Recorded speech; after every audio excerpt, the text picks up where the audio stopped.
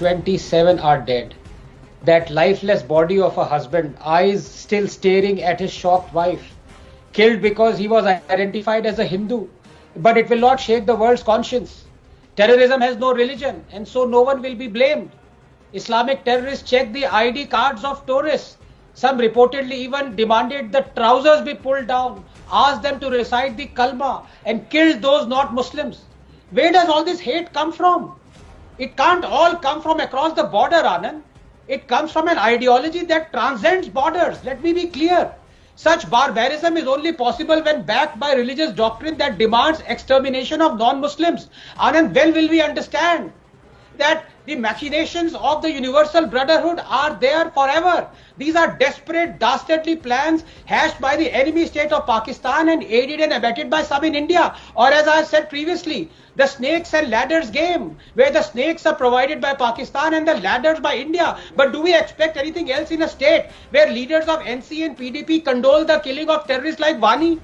Fact is, after the Modi government abrogated Article 370 and brought relative peace, provided 9 medical colleges, 1.5 million tap connections, 8 million Ayushman card, 0.2 million homes, 0.8 million toilets, 65 million tourist footfall, 30% increase in school days, 9,000 kilometers of roads. These terror apologies have been itching to foment trouble. There has been an 87% decline in stone pelting incidents, 80% decline in terror incidents, 40% decline in youth joining terror organizations. But 48% increase in ceasefire violations by Pakistan. These guys are desperate. That heartbreaking image of the 2-year-old boy T2 wrapped in a body bag in rice is already forgotten, Anand. As was that heartbreaking image of a 3-year-old Sopore boy squatting on his dead grandfather that exposed the terror apologists. Not long ago, these same propagandists were tweeting pellet-ridden faces of children who were being used as human shields. But they turned their eyes away from the Raisi and Sopore boy. Why? Because Kashmir brutalized by Islamists and not by the fascist Hindutva state doesn't fit their narrative.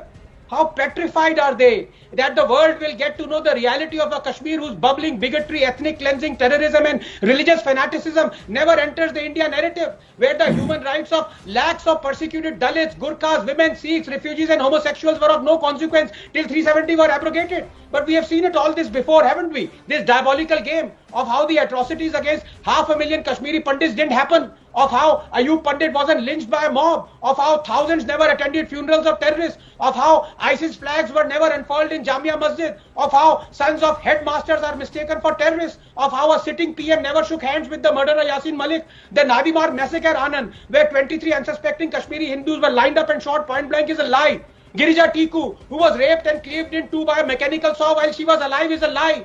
BK Ganju, who hid inside a rice barrel where jihadis came looking for him after his Muslim neighbor informed on him and was shot dead, and then rice laced with his blood was fed to his wife, is a lie. The slogans raised by Moss, Ralif, Salif, Ghalib, death to Kafirs, all lies, lies. You who overlook religious fanaticism and rationalize terrorism, you better sleep with one eye open tonight, because you can run, but you cannot hide from your own conscience, and it will wake you up sooner or later.